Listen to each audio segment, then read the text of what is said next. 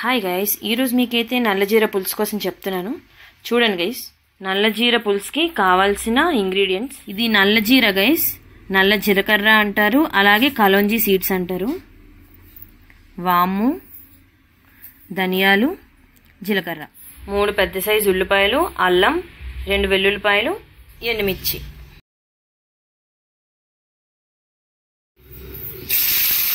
Guys, అల్లం బాగా వేపుకోవాలి. అల్లం బాగా వేగాక ధనియాలు వేయాలి గైస్.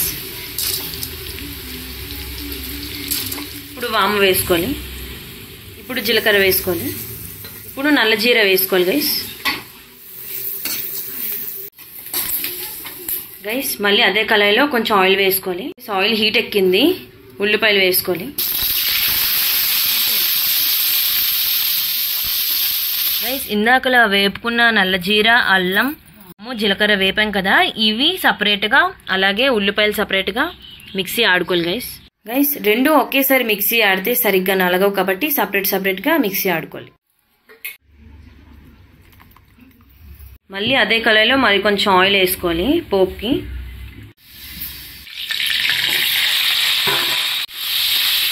పోపు అనేది బాగా వేగిపోయింది. ఇప్పుడు జీర ముద్ద వేసుకోవాలి.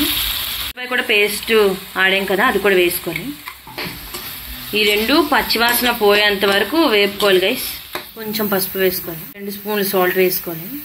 నిమ్మకాయ సైజ్ అంత చింతపండు అయితే తీసుకోవాలి, పుల్ల తీసుకోవాలి గైస్. గైస్, ఈ ముద్ద అయితే బాగా వేగిపోయింది. ఇప్పుడు చింతపండు పుల్ల వేసుకోవాలి.